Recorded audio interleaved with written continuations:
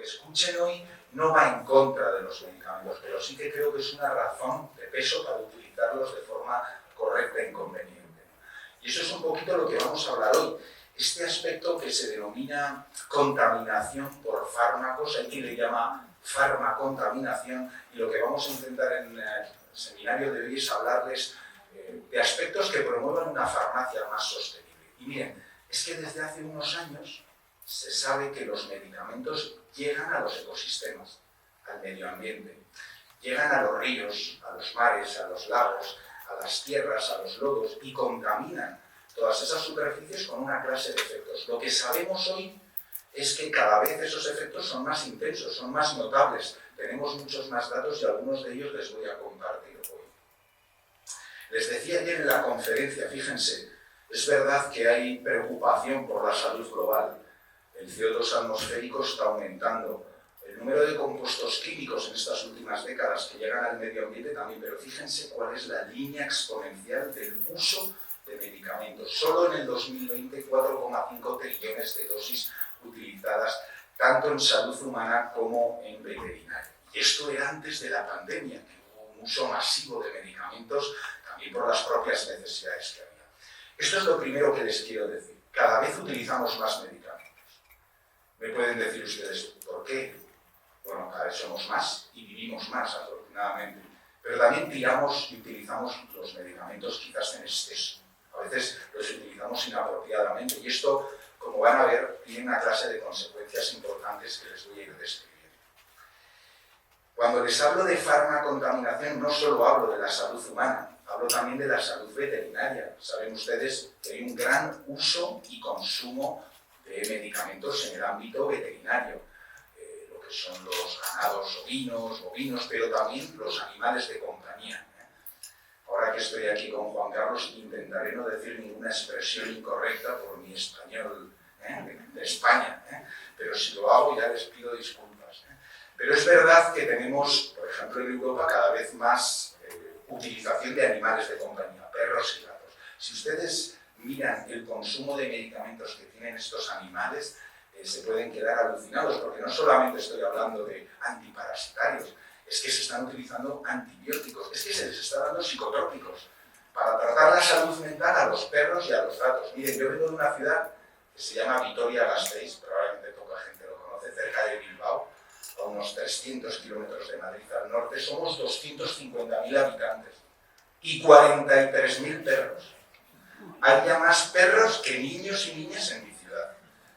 Y todos estos perros consumen medicamentos que se los dan y que acaban pues básicamente en el entorno medio ambiente. Me dirán, ¿cómo es posible que un medicamento acabe en un río? Pues prácticamente todo el ciclo de vida del medicamento tiene un riesgo de impacto medioambiental. Miren, desde que se fabrica, desde que va a la vía veterinaria, puede acabar obviamente por el ganado, ovino, bovino en las tierras, pero cuando lo estamos utilizando también en los hospitales, en nuestros domicilios, va por las aguas sucias o residuales y puede acabar realmente en el medio ambiente. Incluso si hay plantas depuradoras, no están diseñadas para ejercer un efecto de limpieza. ¿Y qué es lo que ocurre? Pues que llegan a nuestros ríos, a nuestros lagos. ¿Y quién vive ahí? Viven peces, viven insectos, viven moscas que acaban acumulando. Los peces acaban introduciendo esos fármacos y tienen una clase de efectos notables. Si alguien sabe aquí de medicamentos, seguramente estará diciendo, ¿cómo es posible que un medicamento persista en el medio ambiente? De hecho, hay algunos, como el oxazepam, que lleva 40 años sin ningún cambio en el medio ambiente. Se midió hace 40 años, se ha vuelto a medir ahora y sigue en ese río, o sigue en ese lago, mejor dicho, porque permanece estable. Miren, lo que tienen que pensar es que los medicamentos, los fármacos, están diseñados para ejercer un efecto, por ejemplo, hablando de salud humana, en nuestro organismo. Cuando se diseñan hay una clase de claves fundamentales. Lo primero, deben de ser persistentes, se diseñan para ser estables.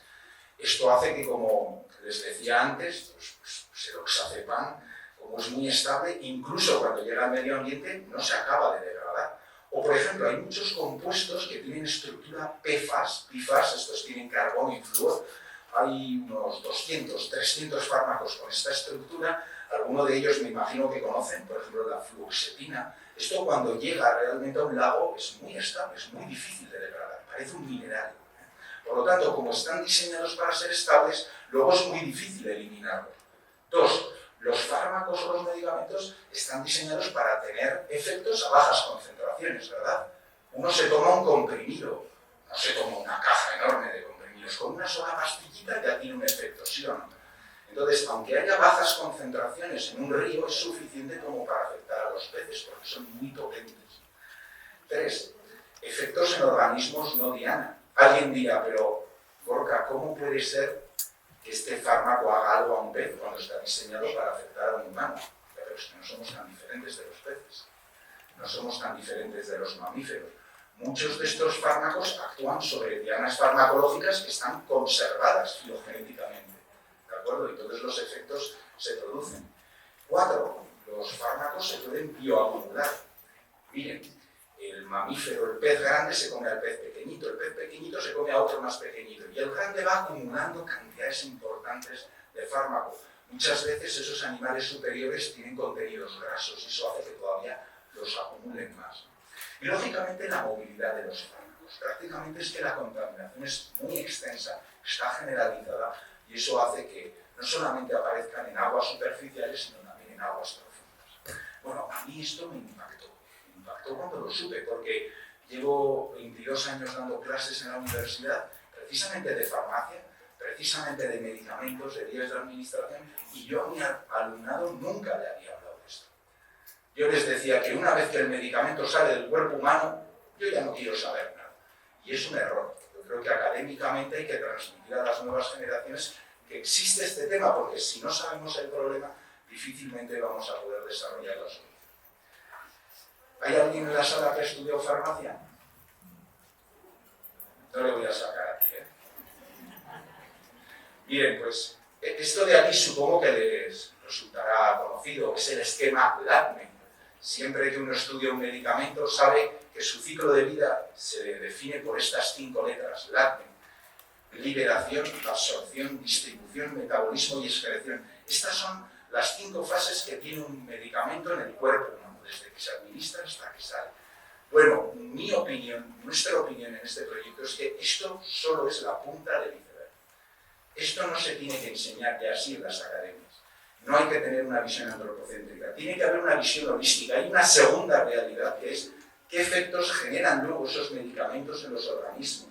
Los tenemos que analizar. Es nuestra responsabilidad también como sanitarios y farmacéuticos explorarlos, ver qué efectos biológicos, qué efectos se producen, porque muchas veces sufren cambios de transformación. Ese fármaco se transforma en otro metabolito y acaba actuando en la naturaleza. Bueno, yo sé que esto es un poco técnico, pero esta es la forma en la que hoy, en 2024, yo ya estoy dando clases en la universidad a las nuevas generaciones de farmacéuticas y farmacéuticos. Por eso, cuando vimos este problema, como somos vascos y nos gusta ponerle el sello vasco a todo lo que hacemos, ¿verdad? Decidimos hacer un proyecto que se llamaba Farmacia Sostenible, Basque Sustainable Pharmacy, pero claramente para empezar a cobrar las raíces y extender este proyecto en todo el mundo, ¿no? Yo quiero agradecer la oportunidad de estar aquí a miles de kilómetros, pudiendo hablarles de que también podemos crear un proyecto que sea sostenible. También la farmacia, también la salud, también los medicamentos pueden ser sostenibles. Bueno, esta es mi introducción, pero si hay alguien aquí científico, dirá a usted, enséñeme los datos, vamos a ver los datos, vamos a intentar explorar hasta qué grado el problema de la farmacontaminación es real. Bueno, lo primero que les voy a enseñar es un conjunto de artículos científicos que indican hasta qué punto es extensa la contaminación. Yo lo comentaba en mi conferencia de ayer, esta es una base de datos, se llama FarmsUBA, es de la Agencia Medioambiental Alemana, que tiene por costumbre identificar todos los artículos científicos en los que se ha visto un fármaco en el medio ambiente. Y según esta base, ahora mismo hay 992 medicamentos ya detectados en los ecosistemas. Para quien no sepa, aproximadamente entre uso humano y uso veterinario hay 4.000 medicamentos en el planeta. Y hay 1.000 prácticamente que se han identificado. Dirán, bueno, hay un 75% que no se ha identificado, posiblemente porque no se investigó lo suficiente. ¿De acuerdo? Es una base que actualmente va creciendo. Me dirán, ¿dónde está esta contaminación?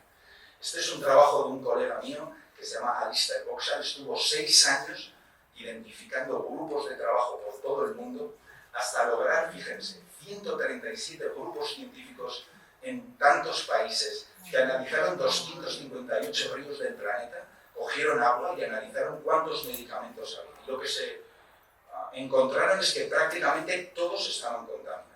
Y en un 25% de ellos las concentraciones eran poco seguras, quiero decir, eran lo suficientemente elevadas como para producir un daño. Aquí tienen el planeta, por cierto, lo que ven blanquecino es porque ahí no se ha medido. Pero prácticamente pueden observar que la contaminación es absolutamente global. Y esto es un dato científico, pero está generando alarma social. Alarma social. Esto cuando pasa a los medios de comunicación, a la gente le preocupa saber que ese río que lo tiene al lado de su ciudad conlleva o lleva diferentes productos químicos, entre ellos los medicamentos. Hay un periódico como La Vanguardia en España que ya lo sacó publicado, lo siento, traigo simplemente medios de comunicación de mi país, o El Roto, que suele hacer dibujos en El País, que también decía, ¿no?, como los ríos de Madrid iban bastante contaminados porque era uno de los grupos de trabajo de esta experiencia internacional. Por lo tanto, este trabajo lo que claramente dice es que la contaminación es global. Prácticamente se extiende, ¿no? Aquí tenemos al autor, que es Alistair Goxall, y también aprovecho a presentarles a un Axel Chundi, mi compañero de viaje, ese Zipizape, que estamos trabajando en este ámbito en los últimos 7 años, una de las personas que más conoce también el tema de los medicamentos. Bueno, cuando se han hecho trabajos en reservas naturales en España, prácticamente en puntos de valor ecológico, desde la perspectiva medioambiental, en todos se han encontrado. ¿No? Se han encontrado fármacos que, como pueden ver, son muy variados. Hay antiinflamatorios, hay analgésicos, hay antihistamínicos, hay antibióticos y otros antimicrobianos, hay muchísimos medicamentos para la salud mental que en nuestro país, por desgracia, ha ido empeorando, sobre todo a partir también de la COVID. Y luego hay otra clase de agentes que son claros marcadores antropogénicos. Uno de ellos, por ejemplo, es la cafeína, ¿no? Donde hay un ser humano, hay un resto de cafeína, es fácilmente medible. O los plásticos, ¿no? Pero me dirán, pero es tan extensa. Sí, sí, incluso en la Antártida se han identificado fármacos, en aguas marinas y en aguas dulces. Ha ido grupos de trabajo hasta la Antártida y han encontrado citalopram, claritromicina, nicotina, que por cierto también es otro marcador antropogénico. Estamos hablando de que este no es un problema puntual, este es un problema que nos afecta a todos y que indudablemente yo creo que hay que abordarlo, ¿no? Es una perspectiva. Miren, ¿qué consecuencias puede tener que haya en esos lagos, en esos ríos, en pequeñas concentraciones de fármacos? Pues la verdad, la respuesta es muy variada. Les voy a poner un ejemplo para que lo entiendan. Cuando en ese lago hay concentraciones pequeñitas de antibiótico, no muy grandes como para matar a las bacterias, pero sí para que convivan, ¿qué se puede promover? Pues claro, las bacterias que están ahí no se mueren, pero les ponemos una dosis de antibiótico cerca. Entonces les estamos dando la facilidad de que generen resistencias frente a ese antibiótico. Por lo tanto, uno de los estudios que siempre acompaña la farmacontaminación es la monitorización de genes de resistencia.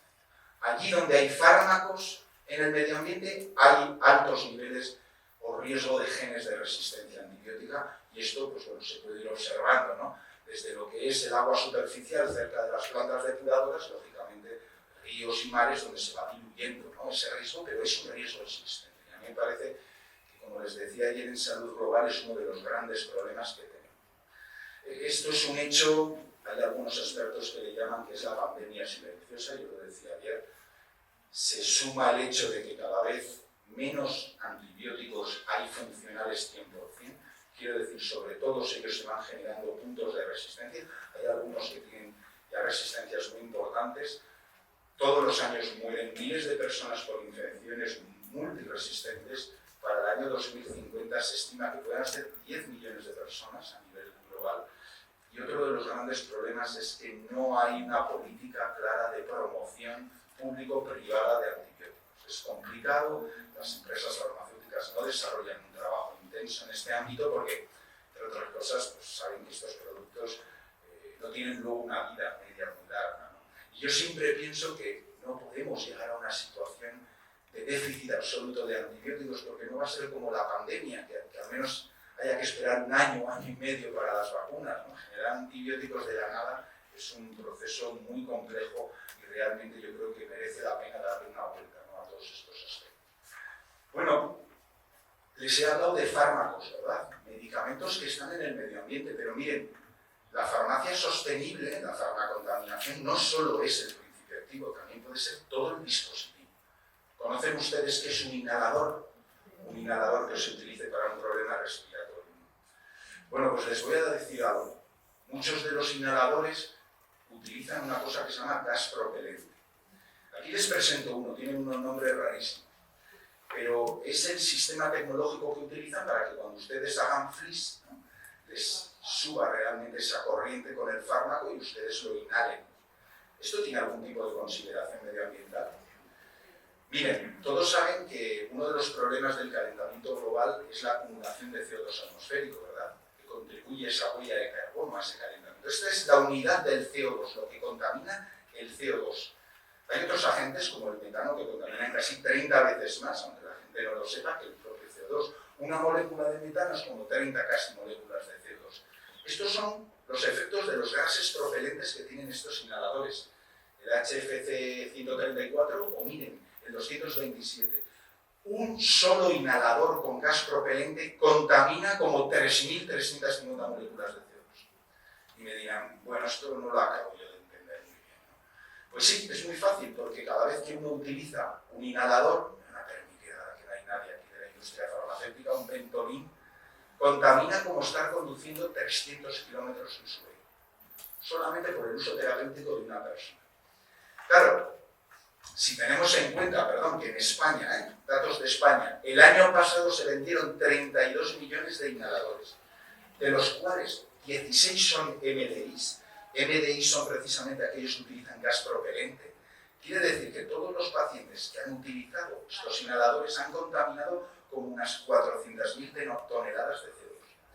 ¿Qué quiere decir esto? Pues que esa contribución de efecto invernadero ha supuesto más de 13.000 vuelos Madrid-Londres, solamente por utilizar un medicamento, o más de 218.000 vehículos conducidos. ¿Tiene un gas propelente tanto impacto medioambiental? Esto no es encontrarlos en el río, es simplemente el impacto que tenemos sobre el aire. ¿Qué hay que hacer aquí? Hay que indudablemente promover acciones para evitar esos gases propelentes, utilizar otras tecnologías que sean menos contaminantes, y en ello también está la industria. ¿Y el agua que beben ustedes? ¿Que bebemos nosotros? Miren, hace unos años salió este trabajo que monitorizaba algunos países, analizaba el agua potable del grifo y miraba a ver qué nivel de fármacos existía. Uno de los países, varios puntos en España, donde más fármacos se encontró en el agua potable del grifo, es España. Por eso vengo a enseñarles este dato. Entre 40 y 50 fármacos en cantidades muy pequeñitas, cantidades de trazas. En ningún caso se puede esperar un efecto, digamos, farmacológico. Pero vamos, yo saber que cada vez que bebo agua del grifo, que es mi práctica habitual, me estoy tomando un poquito de carbamazepina, un poquito de claritromicina, no me hace mucha gracia, aunque no haya efectos farmacológicos. Y yo les decía ayer, y esto me parece muy preocupante, debido al cambio climático en muchos países, incluidos España, estamos teniendo un problema con el agua. Prácticamente en España, y Juan Carlos lo sabe, es solo la zona norte, yo vivo en ella, en la que vemos precipitación. La parte de Levante, si ustedes ven el mapa de España, Cataluña, Valencia, llevan meses, años sin prácticamente recibir precipitación. Eso está haciendo que se estén planteando otras estrategias para buscar ese agua, la desalinización o la limpieza del agua sucia que uno vierte. Ese agua sucia se limpia con muchos tratamientos hasta convertirse en un agua potable. Quiero decir, el agua que va por el mar, muy sucia, se limpia para sacar un agua que se bebe. Hombre, esto a priori a uno le da un poquito de miedo, pero se les hace hasta 4 tratamientos realmente para poder ser.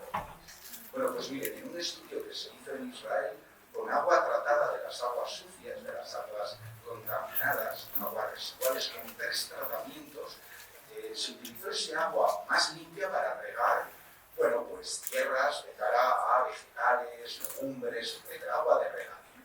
La sorpresa fue que cuando la población se alimentaba de esos vegetales, de esos nutrientes, y se les hizo un análisis en la orina, se observó que un porcentaje muy alto, el 75% de esos sujetos que tomaban esos vegetales, tenían un fármaco en la orina. Miren, la carbamazepina, que no es cualquier fármaco. ¿Cómo puede ser si yo no estoy tomando este medicamento? Pues precisamente ese agua arrastraba este fármaco, se regaban los regadíos, quedaba anclada en los alimentos y tú al ingerirlos te los introducías en tu cuerpo. Además había una dosis respuesta, esto es, más vegetales, más lechuga, más tomate, más zanahoria, más cantidad de carbamazepina.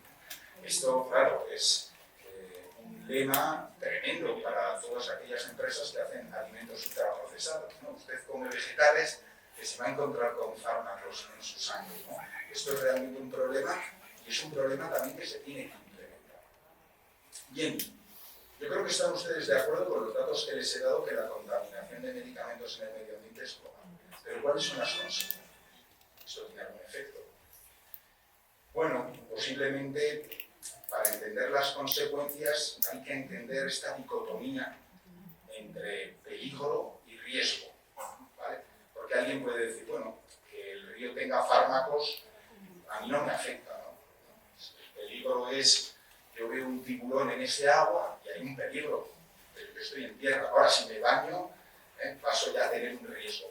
Bueno, el riesgo existe porque en todos estos ambientes y ecosistemas hay flora, hay biota, hay animales, hay metazoos. Y de una manera u otra, como van a ver, estamos generando unos estragos importantes. Posiblemente en estos cálculos del potencial siempre hay que recordarles una diapositiva, yo sé que es complicada. Recuerden que estos fármacos ejercen efectos en el resto de animales también, porque compartimos vías moleculares y dianas farmacológicas muy similares. Sin duda, el caso más paradigmático de la farmacontaminación es el caso del buitre.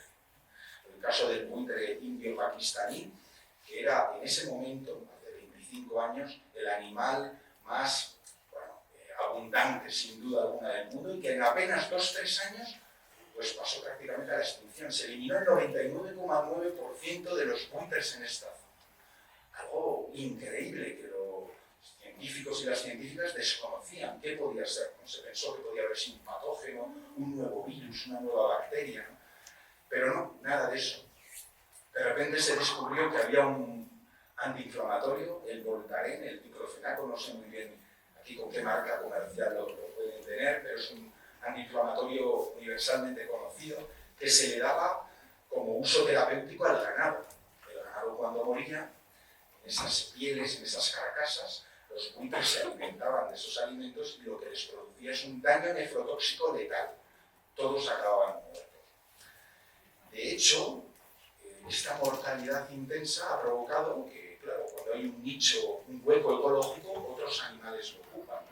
El hecho de que haya desaparecido el buitre ha hecho que perros rabiosos, etcétera, hayan acumulado o se hayan introducido más cercano a la población humana, y los casos de rabia en determinadas zonas de la India han sido muy importantes. Fíjense, en el año 2022 hubo 6.500 casos más de rabia justo en las zonas donde habían desaparecido los buitres.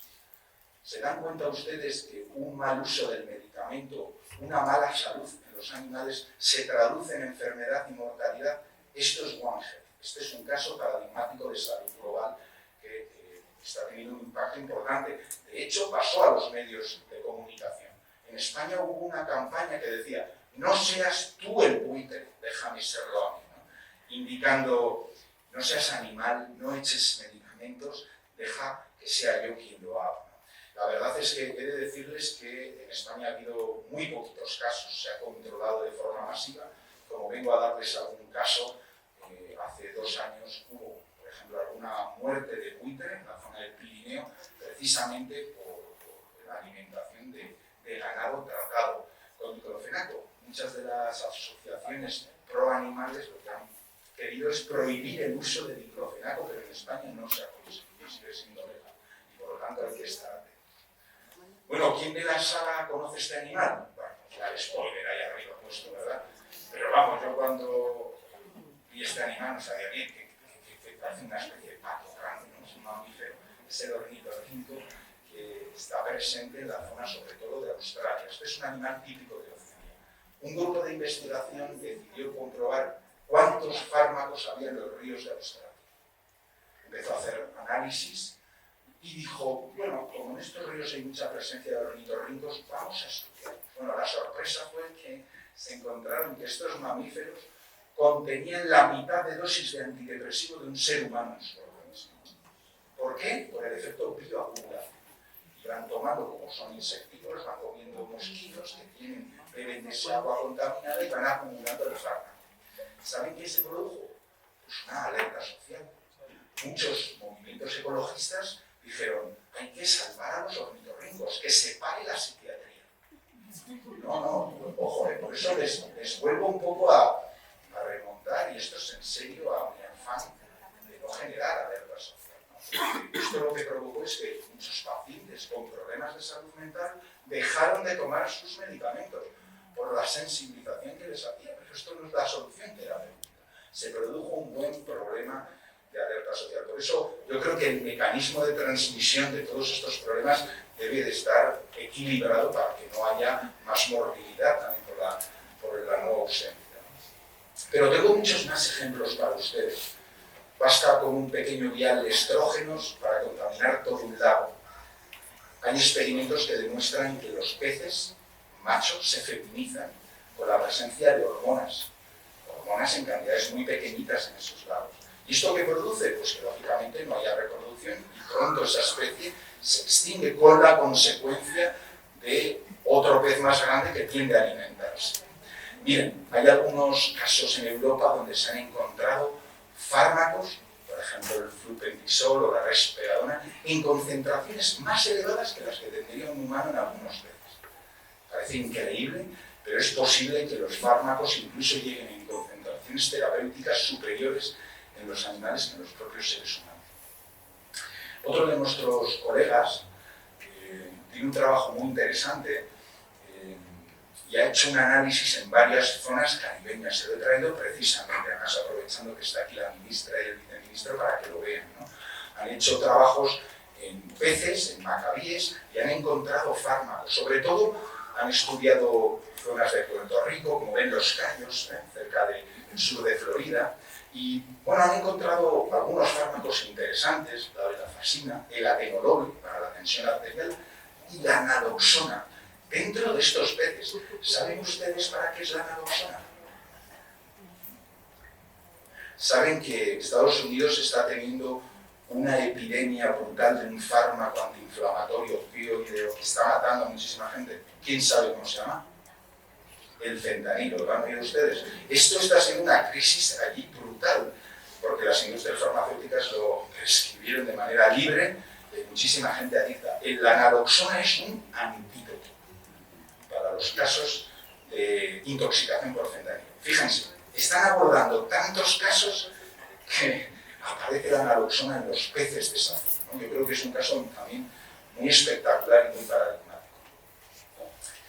Bueno, yo normalmente en esta conferencia, cuando la he dado alguna vez en España, siempre les meto ahora un par de diapositivas sobre aspectos regulatorios. No lo voy a hacer ahora para no aburrirles, ¿no? Pero sí que, desde luego, en Europa hay unas directrices muy importantes para acabar con este problema. Miren, solo les voy a decir que el Parlamento Europeo ha aprobado una ley que pretende en teoría, vamos a ver la realidad, en 20-25 años, que el 80% de ese agua sucia que pasa por las plantas depuradoras ya no tenga ningún tipo de medicamento. Tienen que estar absolutamente limpias. Su idea, además, es que esto lo pague la propia industria farmacéutica, que es esencialmente quien diseña esos medicamentos. Esto es una ley aprobada recientemente por el Parlamento. Yo no les vengo a hablar más detalles, porque estamos en otro país, con otras circunstancias, otras características, pero sí que quería que supieran esto de aquí. Por primera vez en el mundo, y ha sido en Escocia, un fármaco, un medicamento, ha sido prohibido, se ha retirado del mercado por razones medioambientales. Quiero que sepan ustedes que esto es la primera vez que ocurre. Como saben, todos los años hay un concepto que se llama farmacovigilancia, que vigila que si los medicamentos hacen algún estrago, se retiran. Este fármaco es un anestésico, funciona perfectamente en los seres humanos. es muy eficaz, es muy seguro, pero es tan altísimamente contaminante que Escocia ha dicho que lo va a prohibir, de hecho ya está prohibido. Yo creo que esto, que no había ocurrido nunca, es un caso realmente relevante de hacia dónde vamos. Bueno, ¿y qué se puede hacer? ¿Qué solución podemos darle a este problema de la contaminación? Porque entiendo que todos ustedes estarán sensibilizados con el hecho de que cuanto menos contaminación, muchísimo mejor. Menos resistencias a antimicrobianos, menos daño realmente en el medio ambiente, menos daño en la salud animal y, por lo tanto, según el concepto que les hablo, también mucho menor daño para nosotros. Bueno, les he de decir y confesar que este es un problema complicado. Cada una de estas líneas o cuerdas la tira un colectivo diferente. Este es el académico, este es el regulatorio, aquí está la industria, aquí están los sanitarios, esta es la ciudadanía, esta es la política. Es muy difícil que todos tiren al mismo tiempo. Yo lo reconozco y posiblemente la solución no es de hoy a mañana, no es blanca o negra. Quizás hay cosas que se puedan hacer. Yo, si me permiten, les voy a hablar de varias ideas. Algunas son para prevenir el problema y otras son ya para tratar el problema. Según a veces se habla en inglés, pues actuar en el origen, antes de que se contamine, o end of pipe, al final del problema, cuando ya tenemos realmente estos productos en el medio ambiente. ¿Cómo podemos hacerlo? Miren, la primera reflexión les va a parecer excesivamente lógica. Vamos a promover medidas no farmacológicas. A veces abusamos de los medicamentos. Vamos a promover una vida más saludable. Vamos a promover un envejecimiento más saludable. Claro que se puede hacer. Se pueden promover actividades cognitivas, una mejor dieta, ejercicio, hasta 20 minutos a la semana, 25 minutos a la semana para luchar contra el sedentarismo. Ya hay datos científicos que identifican que esto reduce la probabilidad de sufrir diabetes, cáncer y muerte por todas las razones. Son artículos, además, en forma de metaanálisis, con mucha consistencia científica. Miren, la mejor forma de cuidar el medio ambiente es no tomar los medicamentos que no son necesarios. Esto sería, digamos, el primer aspecto paradigmático. Pero estoy seguro, claro, no siempre es posible. Uno puede enfermar, tiene que tomar unos medicamentos y entonces hay que utilizarlos de forma racional. También cualquier farmacéutico conoce este concepto, uso racional del medicamento, qué dosis, qué frecuencia y qué duración. Nosotros hemos publicado un artículo que lo que dice es que hay que redefinir esta definición para incluir también el concepto medioambiental. Hay que decir que también hay que hacer un uso mirando un poco al medio ambiente. Y repito, todo lo que les estoy diciendo es abordando un problema que tenga alternativa.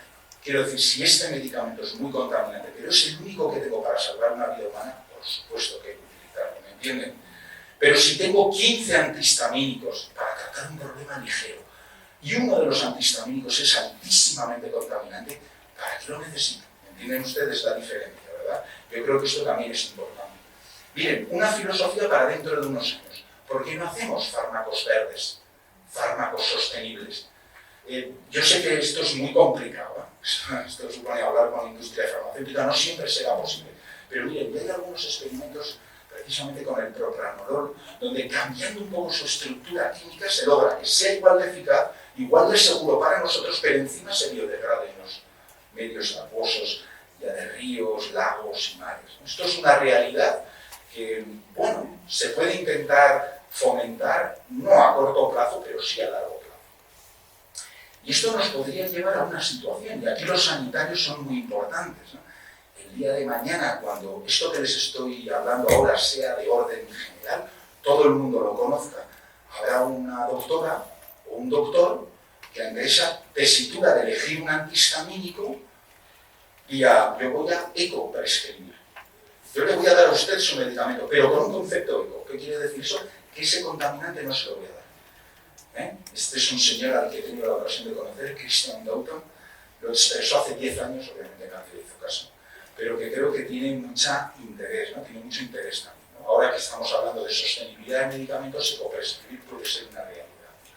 Miren, una forma de ecoprescribir es lo que está haciendo, por ejemplo, el Ministerio en España, que, hombre, no es absolutamente contundente, pero ya empieza a decir, sería recomendable que si van a utilizar un inhalador, utilicen aquellos que no contaminan el aire.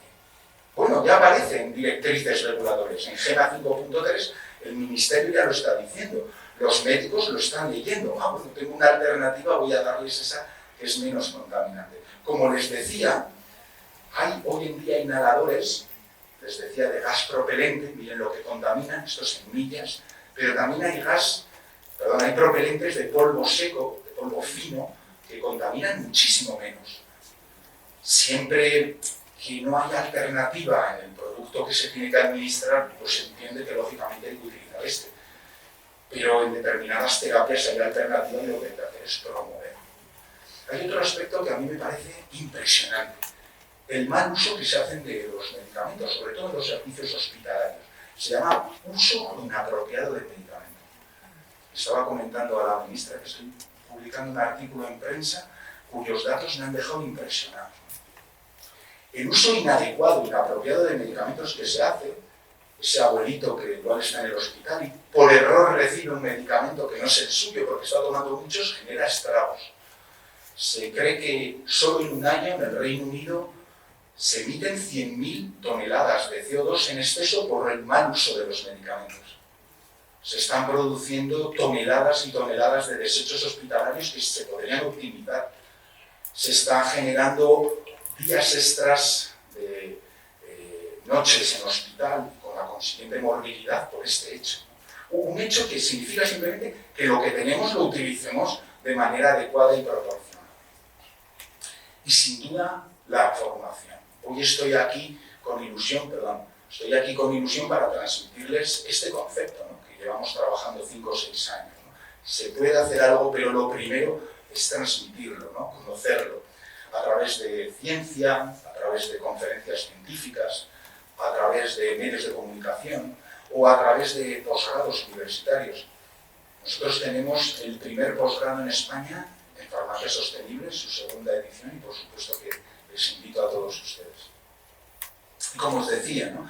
En nuestro caso y desde el punto de vista europeo, todo lo que la regulación promueva la limpieza, seguro que se va a traducir en innovación para intentar eliminarla. Ahora, ¿qué se puede hacer al final? Claro, el problema ya está hecho. Y aquí, sobre todo, Europa se está planteando cómo poder abordar realmente la limpieza, quizás con plantas depuradoras de mejor tecnología, pero esto es muy caro. Prácticamente ningún país se lo puede permitir. Yo les diría que en mi entorno el único que tiene suficiente capital para hacer esto sería Suiza. Se están buscando fórmulas de quizás implementar estas tecnologías en los puntos calientes, en las salidas de los hospitales, en las salidas de las residencias, no para eliminar todo, pero para al menos eliminar los 10-20 más contaminantes, ¿no? Hay quien habla de que hay que mejorar la gestión de residuos. Miren, yo no sé si lo saben, pero en España tenemos un proyecto innovador en el mundo que se llama SIGRE. Prácticamente todas las farmacias comunitarias del país tienen un sistema, un dispensador donde un paciente puede ir a entregar los medicamentos que están viejos, que están caducados, que ya no se usan. Y todo esto se recicla, ¿no? Pero hay que mejorarlo, sobre todo en el ámbito hospitalario o, por ejemplo, también en el ámbito veterinario. Yo digo, bueno, ¿y usted qué le está dando al perro esto? El perro, pues lógicamente hace sus necesidades donde puede, ¿no? Y esto, con tal cantidad de perros realmente y de gatos, pues es un problema. Hay quien dice que tenemos que también trabajar en el ámbito de las fechas de caducidad. Fíjense, casi el 90% de los medicamentos se pueden alargar en su caducidad. Parece que a veces la industria farmacéutica nos lleva a seguir comprando, cuando muchos se pueden alargar sin ningún problema, ¿eh? Repito, todo esto tómenlo siempre con sentido común. Si yo dejo mi medicamento en la calle con 40 grados, ya no tengo trazabilidad, ¿no? Pero si usted lo deja en casa, en una zona seca, los medicamentos son muy estables, mucho más de lo que nos hacen ver, ¿verdad? O reutilizar y redispensar, ¿no? Bueno, pues si yo no los voy a utilizar y los he conservado bien, pues usted los podría utilizar si los necesita. Pero esto no está aprobado, obviamente no es legal hacerlo, pero es una reflexión que quizás nos podrían llevar también a realizar estudios. Y si me permiten, ministra, acabo con 4 o 5 cosas. Les quería contar una última parte de mi conferencia que quizás responde a, bueno, ¿y vosotros qué estáis haciendo? ¿Cómo estáis promoviendo en este proyecto la farmacia sostenible? Bueno, cuando mi compañero UNAX, que todavía tiene un nombre más raro que el mío, y yo estuvimos hablando, que también es farmacéutico, y me contó realmente la dimensión del problema. Lo primero que le dije es, esto está demostrado científicamente. Sí, sí, mira, aquí tienes todos los artículos científicos. Entonces lo primero que hice fue ir a hablar con los políticos, sin ninguna duda, tocar las puertas, ¿no? Del alcalde, del diputado, del presidente, ¿no? Para hacerles entender que esto era un problema, lograr un pacto prácticamente de toda la sociedad en el lugar donde vivo, en aras de promover, como ven, es un pacto de mascarilla, esto era en plena pandemia. Una de las ideas también ha sido promover ciencia de calidad. Ya llevamos 50 artículos científicos en apenas 5 o 6 años, publicando en Lancet o publicando en Science. Ahora vamos a sacar también un artículo en Nature Sustainability, haciendo prácticamente un pacto, ¿no?, con algunos de los grandes científicos en el mundo en aras, como les decía, de esta farmacia más sostenible. Y es un proyecto que incluye la investigación, el desarrollo tecnológico, sobre todo para limpiar, para desarrollar sistemas de limpieza, la formación y la ciudadanía.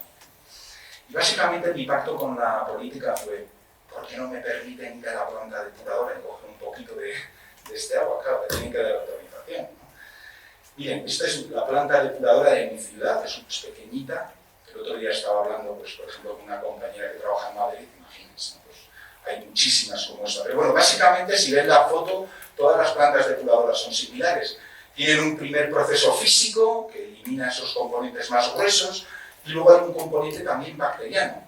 Ahí hay unas bacterias que intentan degradar, ¿no? Como les decía, por desgracia, muchas sustancias químicas todavía pasan este camino y acaban en el río. Nosotros nos pusimos antes y después de la planta. Cogimos muestras y empezamos a medir.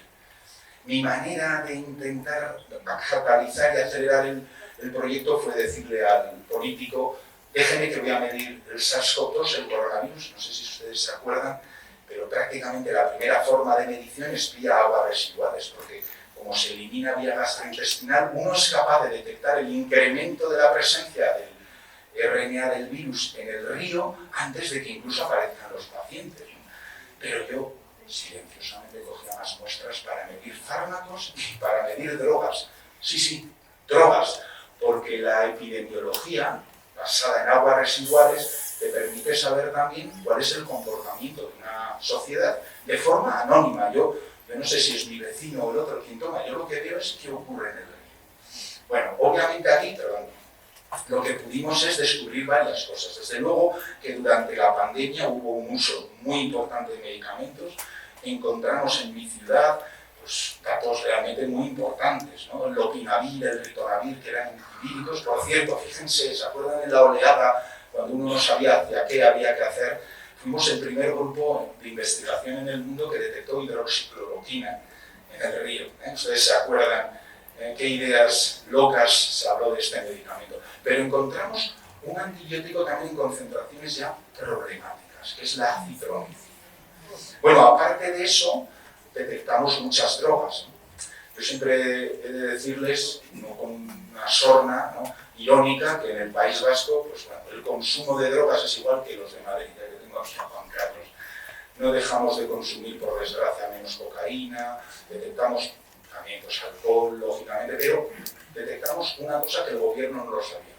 El consumo en el País Vasco de anfetaminas, conocido éxtasis, es de 5 a 10 veces superior en proporción poblacional a la de Madrid y Barcelona. Esto es algo que no lo conocía el gobierno y que lo hicimos gracias a esta epidemiología basada en aguas residuales. Bueno, como soy de Vitoria, he preferido traerles Bilbao, pero miren los datos comparativos de anfetamina. Tenemos un problema, sí. Hay un problema que el gobierno desconocía. ¿Saben cuál es la manera que tiene en mi ciudad el gobierno de saber el consumo de drogas? A través de encuestas. Pero como digo yo, el que consume alcohol, si se lo preguntan, dice que sí, pero el que consume anfetaminas todos los días dice que no. Y esta es la realidad. Esto es un problema no solamente de drogodependencia, es que esto también se relaciona con la salud mental de la población, ¿no? Y entonces estamos haciendo trabajos que yo creo que superan con creces lo que al principio estábamos desarrollando. Voy acabando, miren, hemos detectado incluso medicamentos en los delfines que han quedado varados en nuestra costa. Fármacos que son además muy poco habituales, ¿no? El 70% de los delfines contenía ahí.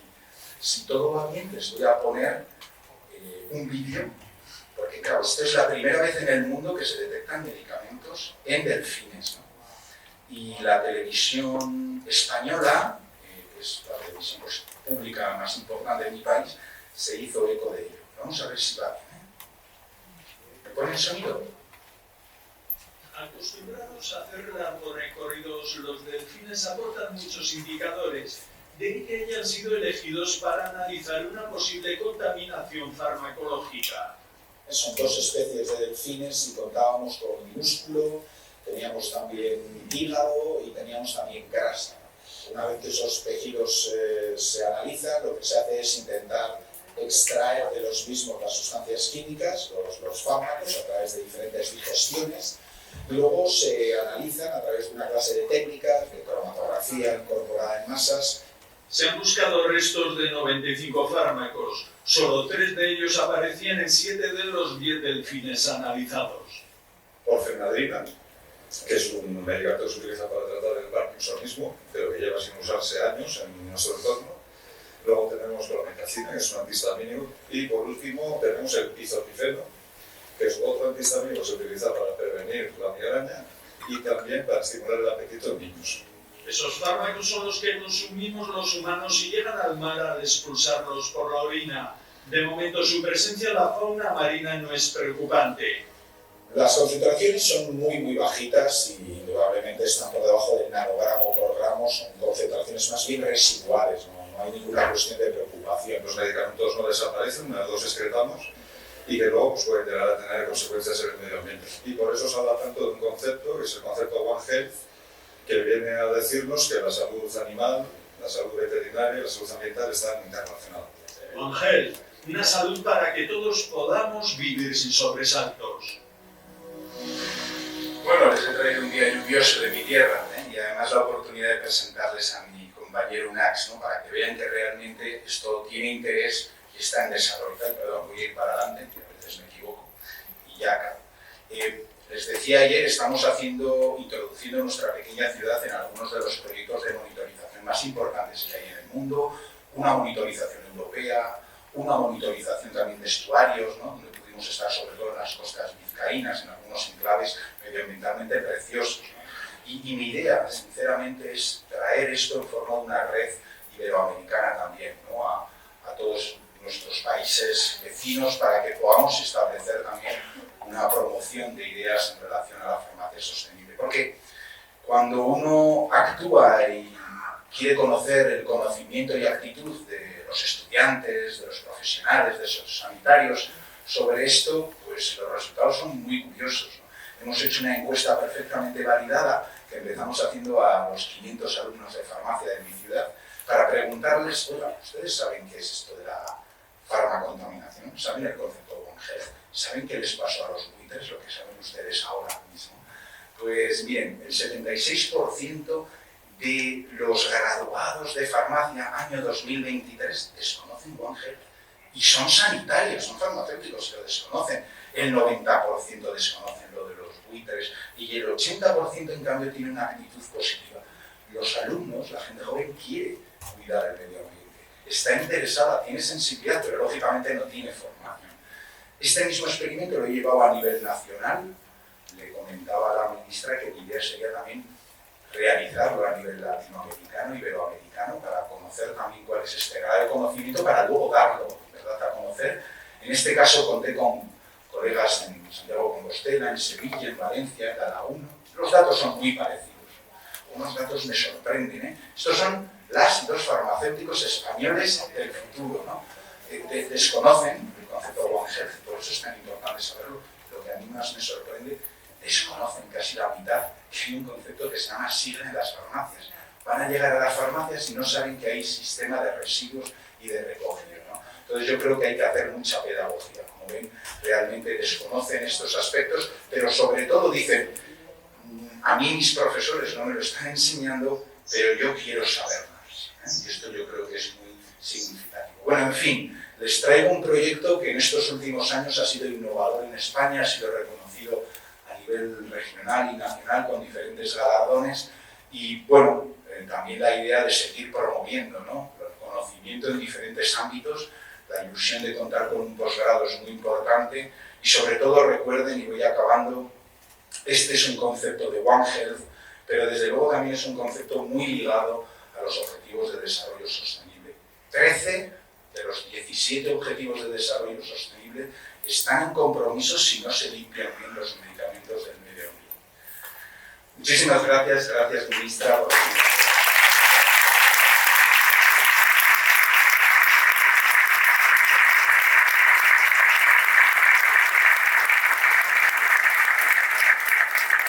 Agradecemos la magistral disertación del doctor Gorka, muchísimas gracias. A continuación, palabras de la vicepresidenta sectorial, Gabriela Jiménez.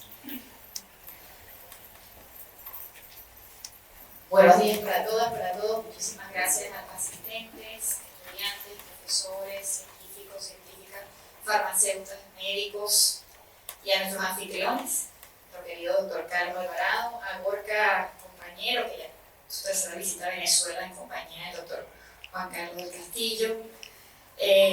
Venimos conversando de esto porque creemos que es una propuesta viable también para el país. Carlos inmediatamente sentado al lado mío me decía, nosotros podemos hacerlo rápido con nuestros estudiantes, y yo pensaba en el laboratorio de bioequivalencia de IBI y de química para todo lo que tiene que ver con las cromatografías, la especificidad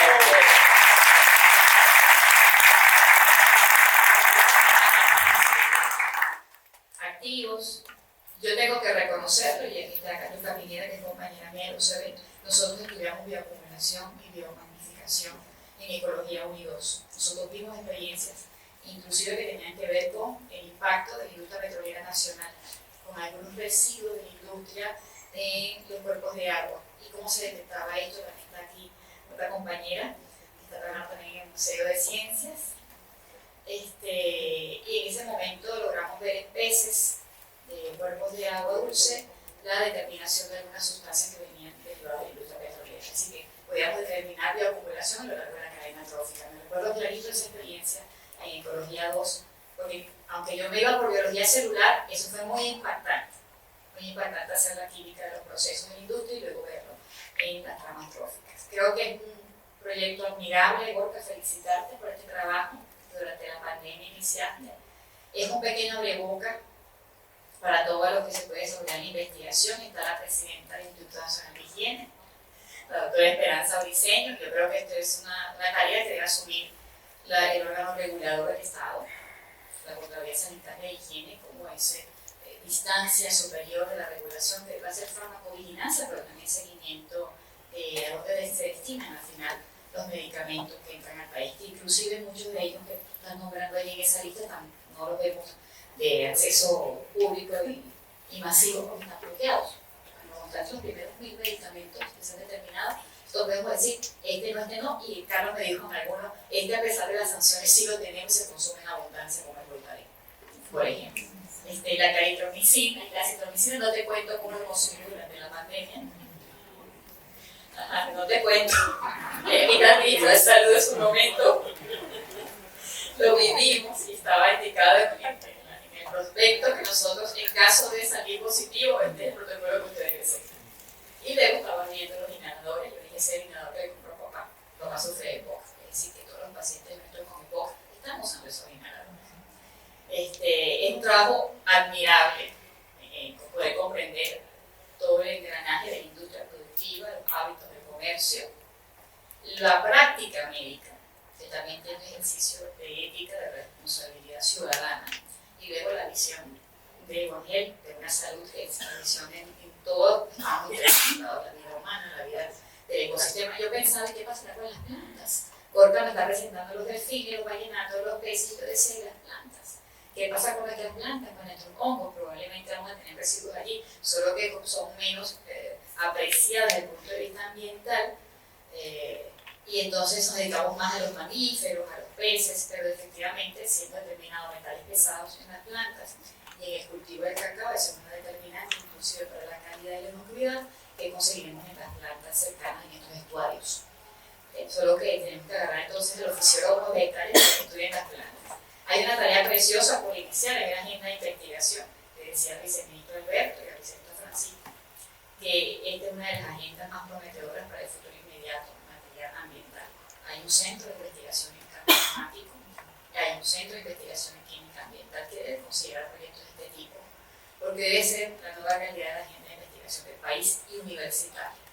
Si estos son los jóvenes que estudian farmacia en España, donde hay un proyecto de este tipo haciendo ruido por las redes sociales, comentando en televisión, digo yo, cómo estarán estos estudiantes de farmacia, de nutrición y de medicina, entendiendo que el dispositivo que cargamos por allí pareciera ser que es lo único que nos conecta con el conocimiento. Y una agenda de investigación de ciencia abierta que es posible. En las últimas décadas está reflejado esto, y yo creo que es una agenda que nos invita a todos a la investigación, al trabajo conjunto y a la complementariedad. Este proyecto de investigación pasa por zoólogos, farmacéuticas, químicos, biólogos, ecologistas, legisladores, autoridades médicas, farmacéuticas. Es decir, es una agenda transdisciplinaria, multisectorial. Y eso es todavía más interesante para construir la complementariedad, el encuentro de los sectores y el diálogo del conocimiento que debe promover Venezuela. Nuevamente, bienvenido a casa, Gorka. Mañana nos queda la última conferencia de Gorka. Hoy tiene en la tarde otra en el Hospital Domingo Luciani de Salud Global a petición del público. Está ya como un rockstar aquí en Venezuela.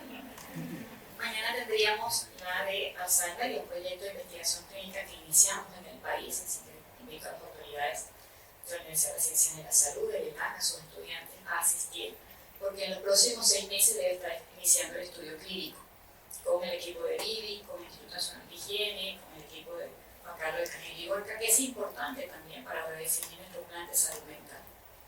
Estamos viendo inclusive analgésicos, antidepresivos, y pensábamos nosotros cómo estará la tasa de consumo en el país de prescripción, sobre todo post pandemia, en donde estas enfermedades han tenido también un interesante incremento. Y ahí está la epidemiología y todo lo que ustedes perfectamente saben investigar.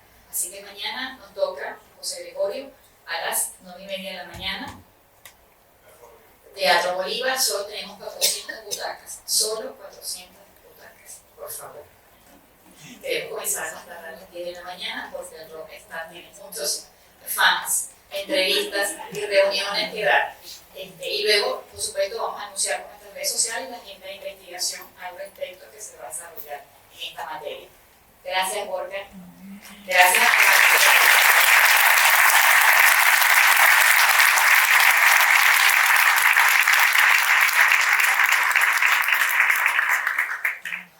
¿Ha concluido la actividad? Discúlpeme, ayer por casualidad no pudimos dar el debate abierto a las consultas y preguntas. Teníamos más de 650 asistentes, más de personal de protocolo. Como ayer me lo dijeron por varios mensajes, Gabriela, hoy queda abierto el debate, la consulta y las preguntas para que Gorka pueda responder cualquier inquietud, porque después es muy complejo contestarles por el Twitter, por el WhatsApp, por el Facebook, y aprovechando que está en presencia, es todo de ustedes.